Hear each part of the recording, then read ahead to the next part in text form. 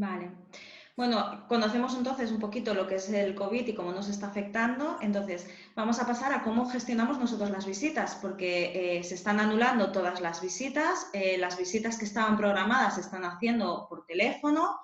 Entonces, te voy a hacer varias preguntas, ¿no? Para hacer un pequeño pack, si luego vemos que nos Claro. dejamos algo, lo volvemos a retomar, porque Perfecto. o sea, la pregunta sería, primero, ¿cómo se están gestionando las visitas y las urgencias oftalmológicas?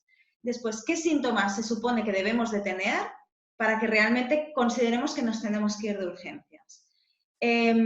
¿Cómo debemos de actuar ante ese posible brote? ¿No? Si realmente creemos que tenemos ese posible brote, ¿cómo debemos actuar?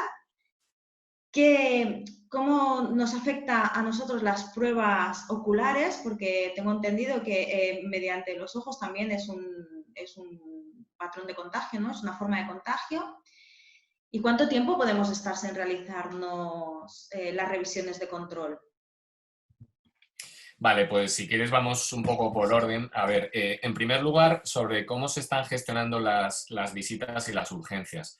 Ahí probablemente haya una gran variabilidad entre regiones, centros, etcétera. Yo creo que en líneas generales en España se han anulado las consultas externas de los servicios de oftalmología y de hecho se han reducido las cirugías también a la mínima expresión. Es decir, que en general en los servicios se están atendiendo solamente urgencias, ¿vale?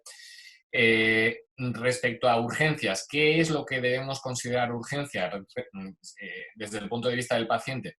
Claro, eso al final es una cosa muy relativa, ¿no? Entonces vamos a intentar ceñirnos al tema de las uveitis. ¿Cuándo nuestro problema puede ser una urgencia? Lo cual conecta con la siguiente pregunta, es decir, la que me comentabas de qué síntomas nos deben hacer creer que tenemos un brote y por lo tanto necesitar una visita a urgencias. Yo creo que en este sentido, yo creo que el paciente de uveitis es un paciente en líneas generales con un cuadro crónico que ya ha tenido previamente una educación al respecto de su enfermedad en la que más o menos le hemos explicado las cosas y que el paciente también por su propia experiencia ha empezado a interpretar bien qué es lo que le ocurre. O sea que yo creo que en este sentido el paciente de uveitis no es un alfabeto respecto a su enfermedad, sino que la entiende bastante bien, ¿no? Entonces yo creo que el tema de identificar un brote muchas veces es el propio paciente el que mejor lo puede identificar. En todo caso, una de las cosas que comentábamos el otro día por teléfono es que realmente ante un posible brote mi consejo sería el intentar contactar telefónicamente con el médico que lleva nuestra uveitis. Eso puede ser posible y que además lo podamos hacer rápido en el tiempo, o puede que nos resulte imposible o que necesitemos esperar mucho tiempo a poder hacerlo. Si es posible y lo podemos hacer rápido en el tiempo, pues se hace y él también nos va a orientar sobre cómo debemos actuar respecto a nuestro brote. Si no podemos contactar con él y creemos que tenemos un brote, entonces en principio mi consejo es que acudamos a nuestro centro y que nos echen un vistazo. Entonces, yo creo que con eso también se contestaría cómo debemos actuar ante un posible brote, pero sobre todo eso, intentar contactar telefónicamente y incido en lo de telefónicamente porque en la medida de lo posible, si podemos evitar el hacer consulta presencial, va a disminuir mucho los riesgos para nosotros como pacientes y también, evidentemente, va a intentar descargar un poco el sistema que, como sabéis, ahora mismo está en una situación de precolapso, ¿vale?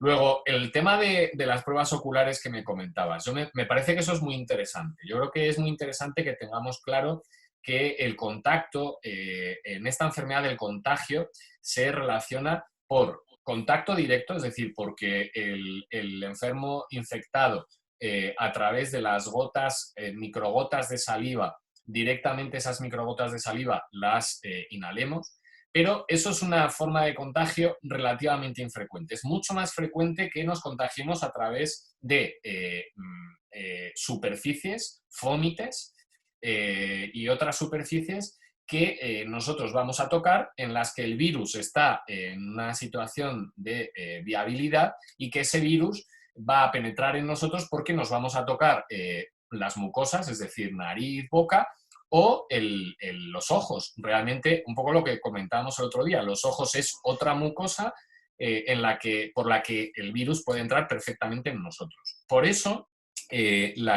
todas las máquinas que perfectamente conocéis en los servicios de oftalmología, en las que el ojo entra en contacto con alguna superficie o está muy próximo a estar en contacto, al final no dejan de ser una prueba de cierto riesgo. Nosotros en los hospitales intentamos esterilizar, etcétera, pero claro, que sepáis que el riesgo cero es muy difícil, ¿no? Entonces, por eso mi idea general es intentar limitar las consultas presenciales y luego intentar limitar las pruebas complementarias para intentar reducir el riesgo de contagio a la mínima expresión, pero que eso no vaya en soslayo de poder hacer un buen diagnóstico de lo que realmente le pasa al paciente, ¿no?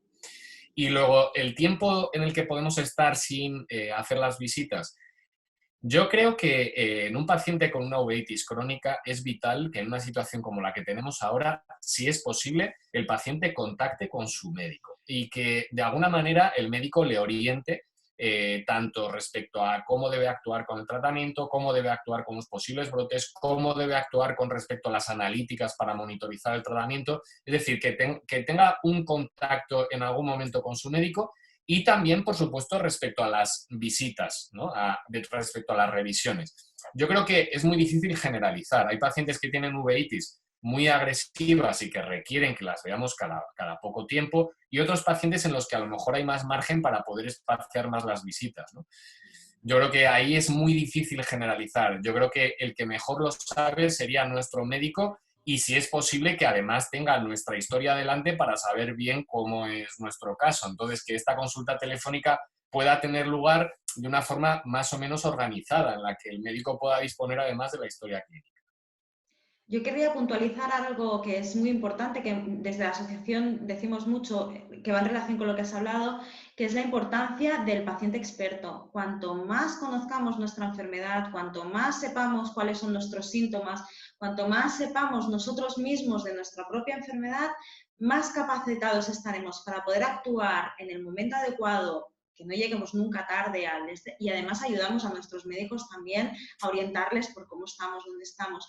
Entonces, aquellos pacientes que realmente se estudian, se conocen a sí mismos, esta situación a lo mejor para ellos será un poco más fácil de llevar porque no estarán tan dependientes de que si la prueba médica me la van a hacer o no me la van a hacer. Entonces, es primordial que los pacientes nos conozcamos y más aún en enfermedades como la uveitis, que a veces las pruebas llegan cuando llegan y a lo mejor si tú te hubieses dado cuenta antes, ¿no? Tienes esa capacidad de reacción.